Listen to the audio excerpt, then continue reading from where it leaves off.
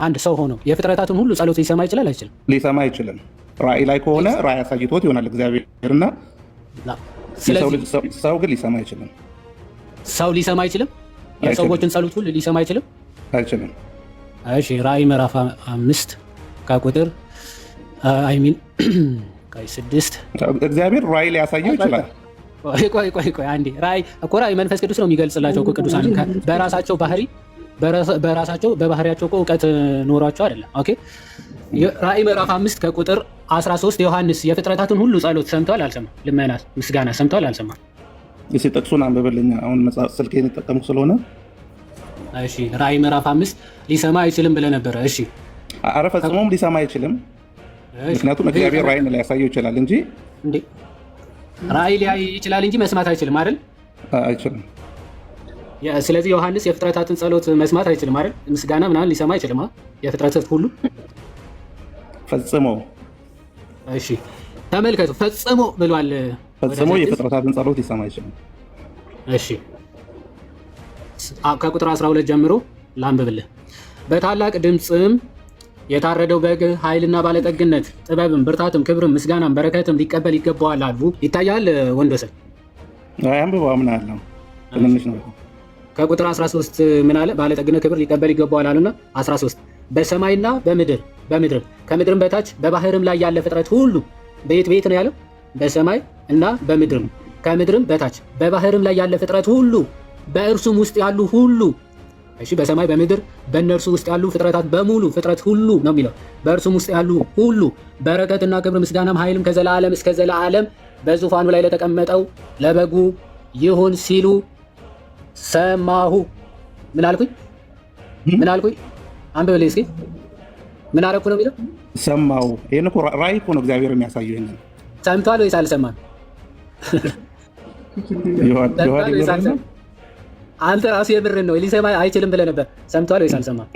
ሰማው ነው የሚለው። ይሄን እኮ በራእይ እኮ እግዚአብሔር የሚያሳየው ነው። ሰምቷል ወይስ አልሰማም? በምንድን ነው የሰማው አይደለም ጥያቄው። ሰምቷል ወይስ አልሰማም? በራእይ ሰምቷል። ሙሉ ማድረግ አለብኝ። ሊሰማ አይችልም ብለሃል አላልክም? አይሰማም። ሊሰማም አይችልም እኮ ዮሐንስ አይደለም። በራእይ እግዚአብሔር ያሳያል። ቆይ ሰምቷል ወይስ አልሰማም? በራእይ ሰምቷል። ዮሐንስ ሰምቷል ወይስ አልሰማም? የፍጥረታት ሁሉ ምስጋና ሰምቷል አልሰማም? ራእይ የምትለዋን እንትን እንድቆርጠው ነው የምትፈልገው?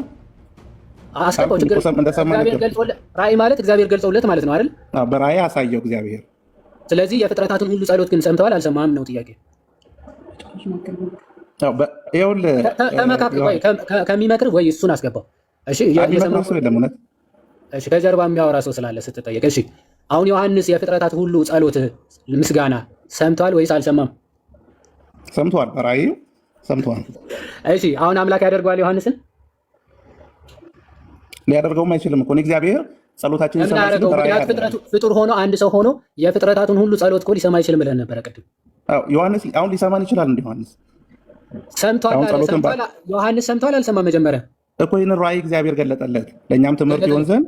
አዎ እግዚአብሔር ነው የሚገልጽላቸው ለቅዱሳን እኮ ከራሳቸው ባይዘወይ ቅዱሳን ወደ ክርስቶስ ነው የሚሄዱት። ሰው ክርስቶስ ራሱ ነው የሚገልጽላቸው እንጂ ከራሳቸው የሆነ እውቀት ሲጀመር የላቸውም። አማርኛ የምትሰማ ከሆነ ማለት ነው።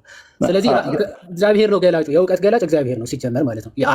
ጥበብን፣ ማስተዋልን፣ እውቀትን የሚሰጠው እግዚአብሔር ነው። ምንም ጥያቄ የለውም። አሁን ይሄ እኮ የገለጸለት እግዚአብሔር ነው እንዳትለኝ። እኔ ለቅዱሳን የሚገልጽላቸው ለወቱ ስብሐት እና ከእግዚአብሔር ውጭ ሌላ አካል ነው አላልኩም። በራሳቸው እውቀትና ጥረት ነው የሚያገኙት። የሚያውቁን አላልንም እኛ ሲጀመር ማለት ነው። ስለዚህ እግዚአብሔር ነው የገለጸላቸው አትበል። ስለ ቅዱሳን ስለሆነ እያወራን ያለ ነው ማለት ነው። እግዚአብሔር ገልጾለት ለዮሐንስ የፍጥረታትን ሁሉ ጸሎት ሰምቷል ወይስ አልሰማም ነው ጥያቄ። በራእይ ሰምቷል። አንድ ነገር ግን እዚህ ጋር ልጠይቅ እኔም አሁን አንዳንድ ነገሮችን እግዚአብሔር ያሳየው አሁን እግዚአብሔር ለቅዱሳኑ ገልጾላቸው ጸሎት ሊሰሙ ይችላሉ ወይስ አይሰሙም? አይችሉም። ያን ለሰው ያጋራው ባህሪ አይደለም እግዚአብሔር። ማስረጃ ጥቀስ። ይኸው ለዮሐንስ ገለጸለት እኮ አጋርቶት ነው። እግዚአብሔር ራእይን ያሳያል፣ ግን ሰው በቤቱ ቁጭ ብሎ ራእይ የምትለው ምንድን ነው? ቆይ ራእይ ነው የገለጸለት የምትለው ምንድን ነው? እውቀት ነው የሰጠው አይደለ? ለዮሐንስ እንዲያይ እንዲሰማ አድርጎታል እግዚአብሔር አይደለ? ገልጾ እሺ ይዋድ እኮ አሁን አንዳንድ ነገር እግዚአብሔር ያሳየው እኮ ለዮሐንስ እስከ ዛሬም እኮ ያልተፈጸመ ነገር እኮ ነው ያሳየው። ለወደፊት ሊፈጸም ያለን ነገር እኮ ነው ያሳየው። ጭራሽ ያ ማለት ኦልሬዲ ሀፕን ሲያደርግ ነው እየሰማ ነበር ማለት አይደለም።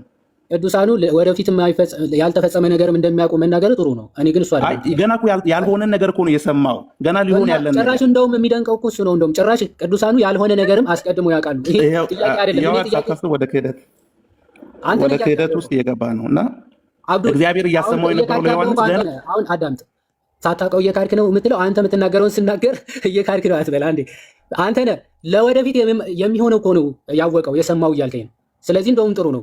ለወደፊት ያልተፈጸመ ያልተደረገ ነገር ከሆነ ያወቀው እሰየው። እንደውም ዮሐንስ ለወደፊት ያልተፈጸመ ጭምርም አሳውቆታል እያልክ ነው። ተባረክ አልኩ። ግን እሱ አይደለም ዋና ጥያቄያችን ነው።